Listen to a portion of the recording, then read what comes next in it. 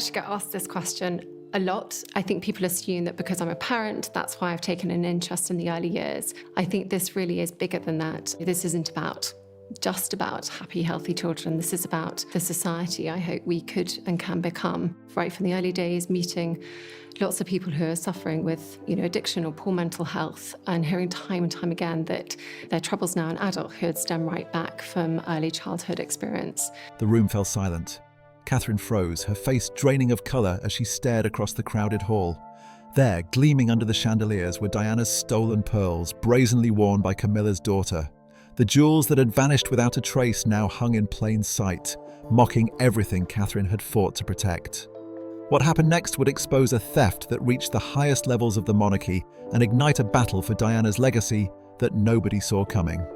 Perhaps more by luck than by skill, I believe that not a single raven wolf has, as yet, made its way into any of the Linklater rooms. 5 Nobel laureates and 525 years of academic excellence. Your future, I know, will be greater still. And as your very proud Chancellor, I will be cheering you on every step of the way. The story begins with a moment that would ripple through the halls of Buckingham Palace for months to come. During the coronation footage, observers noticed something striking. Everyone in attendance bowed and curtsied to the king, yet when Camilla passed by, barely a soul moved. It was a subtle but unmistakable display of lingering resentment, a reminder that some wounds within the royal family run deeper than protocol can heal. But it was a child's innocent question that would eventually crack open a scandal buried for decades. At a formal palace gathering, surrounded by crystal chandeliers and the quiet murmur of polite conversation, a young voice cut through the carefully maintained facade. "Mum, why is she wearing Grandma's earrings?" The question was guileless, spoken without understanding its weight, yet it landed like a stone dropped into still water, sending ripples in every direction. Catherine froze, her practiced smile faltering. William fell silent beside her. No one had prepared for this moment, and no one knew quite how to respond. The events that followed would reveal a carefully concealed truth about Princess Diana's legacy, and the woman who had spent years trying to claim a place within the family that had once rejected her. This is not a story of sudden drama, but of slow unraveling, of secrets kept in locked archives and memories that refuse to stay buried. It is a story about what happens when the past refuses to remain silent. On June 18, 2025, Catherine, Princess of Wales, stood alone in a secluded chamber known as the Heron Wing Archive. The room was tucked away in a quiet corner of Kensington Palace, far from the public tours and ceremonial spaces. Afternoon light filtered through stained glass windows, casting patterns across wooden chests and sealed boxes that held fragments of another woman's life. The air smelled of aged oak and beeswax, the kind of scent that clings to places where time moves differently. Catherine had come dressed simply, wearing a modest grey wool dress with her hair tied back. She wore no jewellery, no makeup. This was not a public appearance. It was a private duty, one she had taken on herself since assuming her role as Princess of Wales. For Catherine, this responsibility meant something deeper than royal obligation. It was a promise to the mother-in-law she had never known, a vow to preserve Diana's memory until the day her daughter Charlotte would be old enough to inherit it. In her hands, Catherine held a dark green leather-bound ledger. The book was a catalogue, a meticulous record of every item sealed away after Diana's death in 1997. Queen Elizabeth had given explicit instructions at the time. Nothing was to be opened or removed until 2043, the year Charlotte would turn 18. The order had been clear and absolute. These possessions were meant to pass directly from grandmother to granddaughter, untouched by time or interference. Catherine moved methodically through the archive, checking each entry in the ledger against the physical items stored in carved wooden boxes. Everything had its place, its description, its designated compartment. For the first hour, everything matched perfectly. Then she turned a page and stopped. Her eyes moved from the ledger to the shelf and back again. She flipped back, checking the entry once more. Her heart began to beat faster. 2 items were missing. The Spencer pearl necklace, dated 1981. Diana had worn it on her wedding day, a radiant strand selected by her own family to mark the moment she became part of the royal household. Each pearl carried the memory of that day when a young woman stepped into a role that would ultimately consume her. The second missing item was equally significant. The Qatar pearl earrings, dated 1986, had been a diplomatic gift from the royal family of Qatar. Diana had worn them at major state events, and they carried a unique feature. Microscopic etchings had been added to ensure their authenticity, tiny markings invisible to the naked eye but unmistakable under proper examination. Catherine rushed to the compartments where these items should have been stored. The boxes were empty. There was no residue, no disturbance, nothing to suggest forced entry. She examined the locks closely. No scratches, no signs of tampering. The security system showed no alerts. Motion sensors, infrared cameras, biometric locks, all had functioned normally. No one had logged an official removal, yet the jewels were gone as completely as if they had never existed. A cold sensation crept through Catherine's chest. This was not simply about valuable objects. These pieces represented history, memory, and connection. They were meant to be a bridge between Diana and Charlotte, a tangible link across generations. The theft felt like an attack on something sacred, an attempt to sever that connection before it could ever form. Catherine steadied herself, pushing down the surge of anger and confusion. She could not afford to react emotionally. She needed to think clearly, to approach this as a problem that could be solved. She reached into her coat pocket and pulled out her phone. Her hands trembled slightly as she dialed William's number. The line rang twice before his voice came through, calm and steady. "Kate, what's wrong?" Her voice cracked despite her efforts to control it. "William, you need to come to the Heron Wing. Your mother's necklace and earrings. They're gone." There was a pause, a heavy silence filled only by the sound of breathing. Then William's voice returned, firm but shadowed with concern. "I'm on my way. Don't alert anyone, Kate. We'll deal with this ourselves." Catherine ended the call and stood in the dimness of the archive. The filtered sunlight painted long shadows across the marble floor. She clutched the ledger to her chest, feeling the weight of something larger than theft pressing down on her shoulders. Someone had taken these items, someone with access and authority, someone who knew exactly what they were doing and how to avoid detection. As she waited for William, Catherine's mind raced through possibilities. The security protocols were designed to prevent exactly this kind of breach. Only a handful of people had the clearance to disable the biometric systems. The list was short, and every name on it carried weight and consequence. She looked around the archive once more at the remaining boxes and sealed compartments, at the careful records that had been maintained for nearly 3 decades. Somewhere in this chain of custody, something had gone terribly wrong. This was not a random theft. It was deliberate, calculated, and personal. Someone had reached into Diana's legacy and taken pieces meant for her granddaughter, and they had done it without leaving a single clue, without triggering a single alarm. The mystery was only beginning to unfold, and Catherine knew that whatever came next would test not just her resolve, but the fragile bonds that held the royal family together. Late that night, the atmosphere inside Kensington Palace had transformed completely. The golden glow of chandeliers that normally lit the ceremonial rooms had been replaced by the harsh white glare of computer monitors. Catherine and William found themselves in a secure meeting room, its marble walls seeming to press inward as the gravity of the situation became clearer. The room felt suffocating despite its size, the air thick with tension and unspoken fears. Catherine sat at one end of a long table, her fingers interlaced so tightly that her knuckles had gone white. Her eyes were sharp, alert, but they could not hide the strain she felt. Across from her, William leaned against the wall, his piercing blue gaze fixed on the large display screen where streams of data flickered in endless columns. Security technicians worked in complete silence, the only sounds being the rapid tapping of keyboards and the steady hum of servers processing information. William had rolled up the sleeves of his white shirt, looking every bit like a man preparing to face an approaching storm. Catherine knew him well enough to read what lay beneath his composed exterior. This was not just about missing jewelry or a breach of protocol. The stolen artifacts were more than historical items. They were the last physical threads connecting him to his mother, the woman he had lost far too soon. Every piece that had belonged to Diana carried a memory, a moment, a fragment of the life they had shared before it was cut short. Running a full sweep, William commanded, his voice low but edged with steel. "Check every access log, every camera feed, every schedule. I want nothing overlooked." The team responded without a word, their fingers flying across keyboards as they pulled up files and security records. Catherine watched their faces carefully, searching for any hint of nervousness or guilt. The Royal Security Unit had been carefully vetted over the years, each member selected for their loyalty and discretion. But Catherine understood that loyalty within palace walls could be as fragile as glass.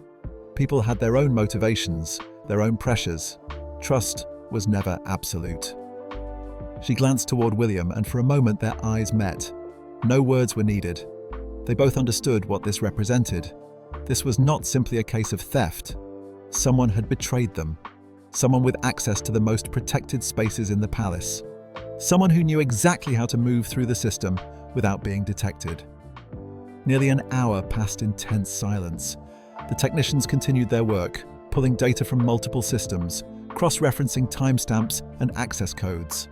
Finally, the head of security, a middle-aged man with greying hair and steel-rimmed glasses, looked up from his screen. His expression was cautious, almost reluctant. "Your Highness," he began carefully, "we've detected something irregular."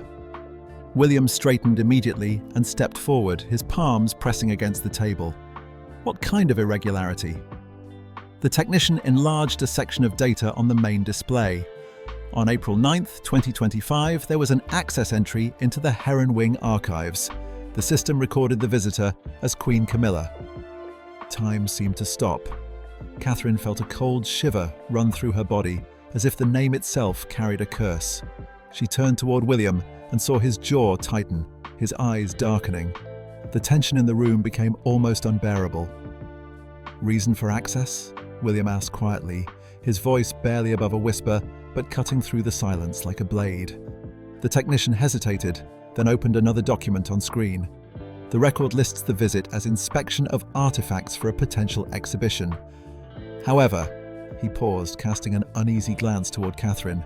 There's no paperwork supporting such an exhibition. She wasn't accompanied by any staff, and there's no record of items being removed. What's more, the biometric system was disabled during her time inside. Catherine's brow furrowed as she processed this information. The Heron Wing security required both fingerprint and retinal scans, measures specifically designed to ensure that even senior members of the royal family could not enter undetected. The system was foolproof by design. Only someone with the very highest level of clearance could override those protocols, and that list was painfully short. There were perhaps 5 people in the entire monarchy with that kind of access. "Camilla," Catherine murmured under her breath. Then, meeting William's eyes directly, she added, "No one else could have done this." William remained silent, his gaze fixed on the screen where Camilla's name flashed like an accusation in stark black letters. For a fleeting moment, Catherine saw something in his expression that was not rage, but deep, profound sorrow. Camilla was not just the queen. She was the woman he had tried to accept into his life, the woman his father loved, the woman who had been at the center of his parents' painful separation. His heart had never truly forgiven her for the years his mother had suffered, for the loneliness Diana had endured. Now her name was connected to something unforgivable. Catherine felt a storm gathering in her chest. She had watched Camilla navigate the complexities of royal life for years. The woman was a survivor, hardened by decades of public criticism, unmoved by scandal, and calculating in her approach to power. If she had truly orchestrated this theft, it was not simply an act of greed or entitlement. It was something deeper, more dangerous. It was an assertion of control, a claim over territory that was never hers to occupy. Catherine rose from her seat and walked to William's side, placing a steady hand on his shoulder. "We'll uncover the truth," she said firmly, "whatever it takes." William turned and grasped her hand, his grip strong, but filled with quiet gratitude. "Thank you, Kate," he said softly, his voice carrying both exhaustion and determination. "For my mother, and for Charlotte." As the door to the meeting room closed behind them, the air fell still. Outside, the corridors of Kensington Palace remained calm and silent. as they always did in the dead of night. But beneath that calm surface, something had shifted. A name had been spoken, and with it came the weight of history, resentment, and unresolved pain. Camilla. The name no longer sounded like a title or a position. It sounded like a warning, like a storm gathering on the horizon. Catherine and William both knew that what came next would not be simple or quiet. Confronting the Queen was not just about recovering stolen jewels. It was about drawing a line, about defending a legacy that had been trampled once before and would not be trampled again. In the days that followed, Catherine could not shake the feeling that they were standing at the edge of something much larger than a single incident. This was about power, about memory, about who had the right to tell Diana's story. It was about whether the past could be rewritten by those who had caused its pain, or whether it would be protected by those who still loved her. The investigation had only just begun, but already the battle lines were being drawn. On one side stood Catherine and William, armed with evidence and driven by loyalty. On the other stood Camilla, protected by her title and her position, but vulnerable in ways she perhaps did not yet understand. The palace had always been a place of secrets, but some secrets could not remain buried forever. They had a way of surfacing, often at the most unexpected moments, and when they did, they changed everything. On June 20th, 2025, Buckingham Palace shimmered beneath the glow of crystal chandeliers. Lights scattered across gilded walls and polished marble floors, creating an atmosphere of elegance and formality. The evening marked a significant occasion, the 40th anniversary of Princess Diana's landmine campaign, an initiative that had once captured the world's attention and demonstrated her commitment to humanitarian causes. Diplomats, humanitarians, and global dignitaries filled the Grand Hall, their conversations a mixture of admiration and quiet sorrow, as though Diana's presence still lingered in every corner of the room. Catherine stood beside William, dressed in a flowing sapphire silk gown that mirrored the deep blue of Diana's iconic engagement ring. Her smile was poised and graceful, the kind of expression she had perfected over years of public appearances. But beneath that polished exterior, her eyes carried a weight that few in the room would recognize. 2 days had passed since the discovery at the Heron Wing, 2 days of sleepless nights and careful planning. She and William had been working in secret, desperate to keep the scandal from destabilizing the palace before they had gathered enough evidence to act. The burden of what they knew pressed heavily on both of them. Camilla's name had been tied to the suspicious access records, and that knowledge haunted Catherine's thoughts like a gathering storm. Yet they had agreed to wait, to remain silent until they were absolutely certain.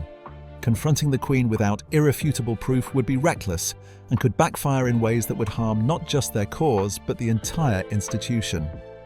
William moved through the crowd with practiced ease, his tailored black suit fitting him perfectly as he exchanged handshakes and pleasantries with guests. To anyone watching, he appeared completely at ease, the very picture of royal composure. But Catherine could read him better than anyone. She saw the tension in his shoulders, the slight tightness around his eyes. Every time their gazes met across the crowded room, an unspoken message passed between them. They were playing a dangerous game, and the stakes could not be higher. Near his mother, young Prince George stood patiently, his fair hair catching the light from the chandeliers above. He clutched a glass of apple juice, looking every bit like a miniature version of his father. George had always been curious about his grandmother, the woman he had never met, but whose story surrounded him in photographs and bedtime tales. Catherine had made sure that Diana's compassion and kindness remained part of her children's inheritance, weaving her memory into their understanding of what it meant to be royal. Then, amid the gentle clinking of glasses and the murmur of polite conversation, George tugged at his mother's sleeve. His voice, bright and innocent, carried across the immediate space around them. "Mom, why is Laura wearing Grandma's earrings?" The world seemed to pause. Catherine felt her pulse spike, her heart suddenly pounding against her ribs. She turned slowly in the direction George was looking and felt her breath catch in her throat. Across the room stood Laura Lopes, Camilla's stepdaughter, radiant in a black evening gown, and on her ears gleamed a pair of pearl earrings that Catherine recognized instantly.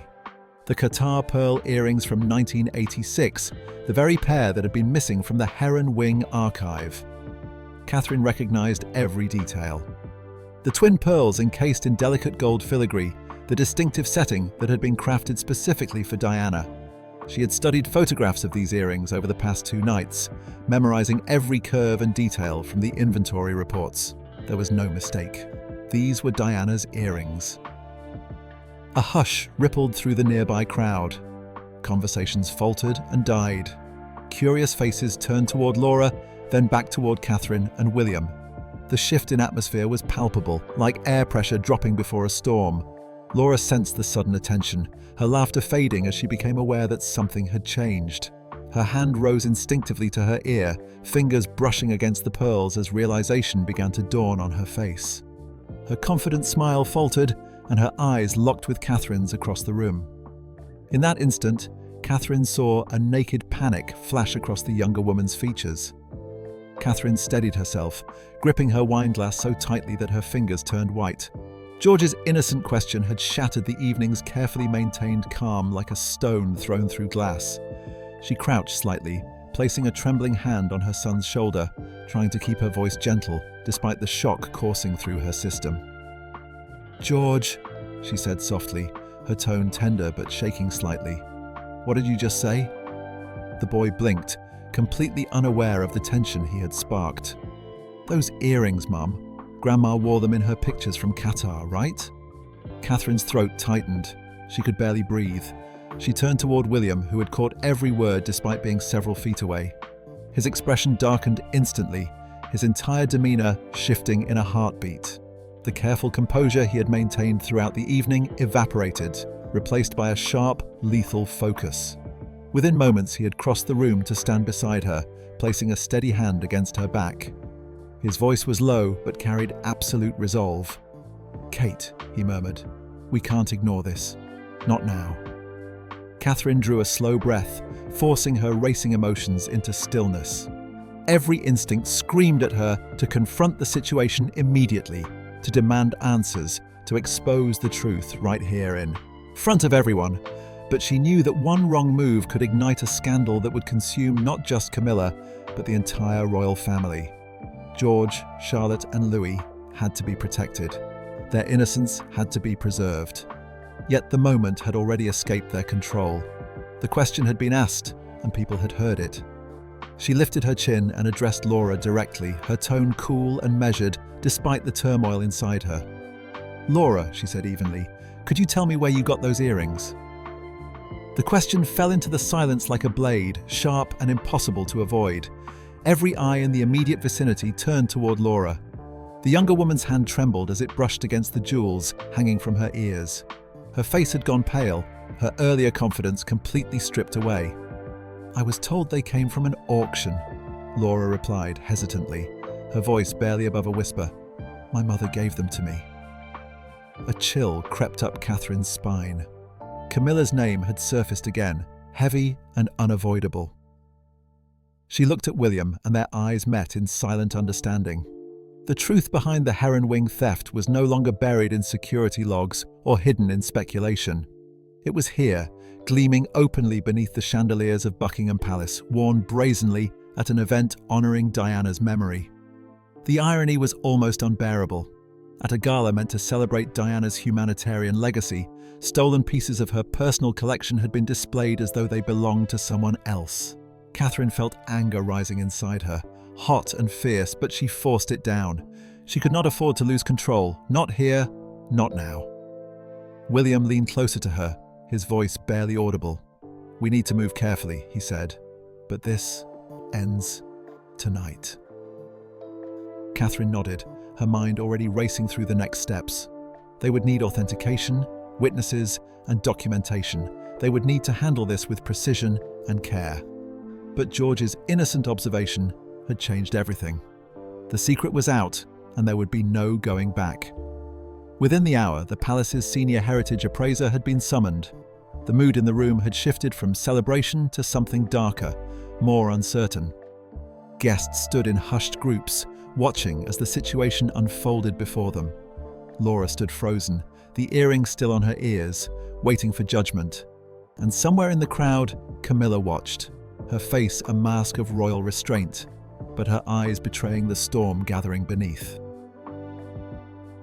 The hours following the confrontation at Buckingham Palace felt heavy and oppressive. The brilliance of Diana's memorial gala had faded into memory, leaving behind only whispers that rippled through the corridors of the royal residences. Despite William and Catherine's efforts to contain the situation, both knew that rumours had already begun seeping beyond the palace walls. The story of the earrings and the Queen's public exposure was spreading rapidly, fueling public outrage that grew with each passing hour. Queen Camilla was not a woman accustomed to defeat. After being publicly exposed at the gala, she withdrew to Clarence House and immediately summoned her most trusted media strategists. In her private sitting room, surrounded by Persian carpets and portraits of long-dead royals who seemed to stare down in judgment, Camilla sat rigidly in a velvet chair. Her hands gripped the armrest tightly, her breathing sharp and uneven. "They cannot humiliate me like this," she said, her voice shaking with fury. "I am the Queen. I refuse to let Catherine and William turn me into their scapegoat." Her advisors, veterans of numerous media battles fought over the years, exchanged uneasy glances. One woman, poised and professional with platinum blonde hair and thin gold spectacles, spoke cautiously. "Your Majesty, social sentiment is turning against you. The hashtag Justice for Diana is trending across multiple platforms, and Princess Catherine's popularity has spiked significantly. We must act quickly to reshape the narrative." Camilla's jaw tightened as she absorbed the words. Her expression hardened into something cold and calculating. "Then do it," she commanded. "Portray Catherine as obsessive, fixated on Diana's memory to an unhealthy degree. Make it seem like she's excluding me from the family, manipulating public sympathy for her own benefit." She paused, her eyes gleaming with calculation. "And float the idea that Diana's estate was never properly secured legally. Without documentation, their accusations mean nothing." By dawn, her strategy was in motion. Tabloids ran headlines dripping with insinuation and manufactured controversy. The Daily Mirror questioned whether Catherine was obsessed with Diana or simply undermining the Queen. The Sun speculated about growing tensions within the royal household, painting a picture of dysfunction and jealousy.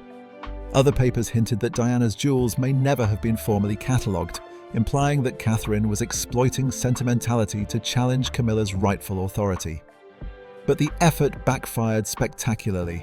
Rather than turning against Catherine, the public's sympathy swelled in her favour and in defence of Diana's memory. Across social media platforms, old photographs of the late princess wearing the Qatar pearls resurfaced, shared alongside hashtags demanding justice and the protection of her legacy.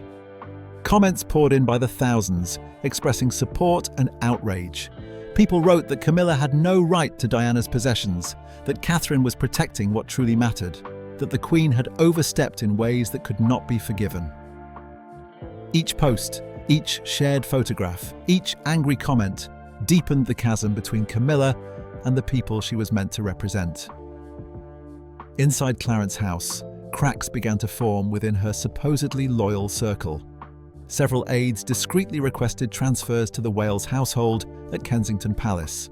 A young staffer, shaken after attending one of the Queen's increasingly tense strategy meetings, confided in a colleague before submitting her resignation.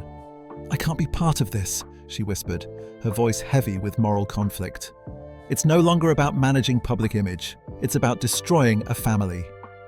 Camilla felt the walls closing in around her. Late one night, she gathered her remaining advisors again, but the atmosphere in the room had changed dramatically. The air felt colder, her authority thinner and more fragile. Even those who remained loyal seemed reluctant to meet her eyes directly. Finally, one of the senior strategists, a solemn man with a deep and measured voice, broke the uncomfortable silence. "Your Majesty," he said carefully, choosing his words with precision, "we can continue to control certain press narratives, but if the Prince and Princess of Wales uncover stronger evidence, the situation may become irreversible." Camilla's patience shattered. She slammed her palm against the table, the sound echoing through the room like a gunshot. "I don't need you to remind me who they are," she said, her voice rising to a near shout. "I've endured worse than this. I survived years of being vilified, years of being blamed for everything that went wrong. I will not let them destroy me now." Her words hung in the air long after she fell silent. She turned toward the window, gazing out at the dark horizon of London, where city lights shimmered like distant fires. For the first time in many years, a flicker of genuine fear crept into her chest. The debacle at the gala was more than simple embarrassment or temporary scandal. It felt like an omen, a warning of something larger beginning to crumble beneath her feet. On June the 24th, a private chamber deep within Buckingham Palace became the setting for a confrontation that would fundamentally alter the balance of power within the monarchy. The walls, lined with portraits of past sovereigns, seemed to bear silent witness. Under the solemn glow of a centuries-old chandelier, the long oak table reflected the tension radiating from everyone seated around it. William, Catherine, and Queen Camilla faced each other across a panel that included 6 senior palace advisors and members of the Royal Legal Council. William sat perfectly still, his palms pressed flat against the polished wood.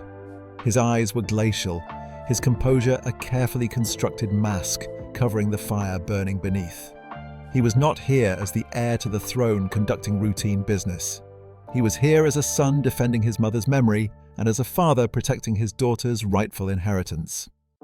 Beside him, Catherine wore a navy dress tailored with quiet precision, her hair pulled neatly back. She radiated calm strength, but in her gaze burned a controlled and unyielding fury. She had spent days preparing for this moment, gathering facts, reviewing records, steeling herself for what had to be done.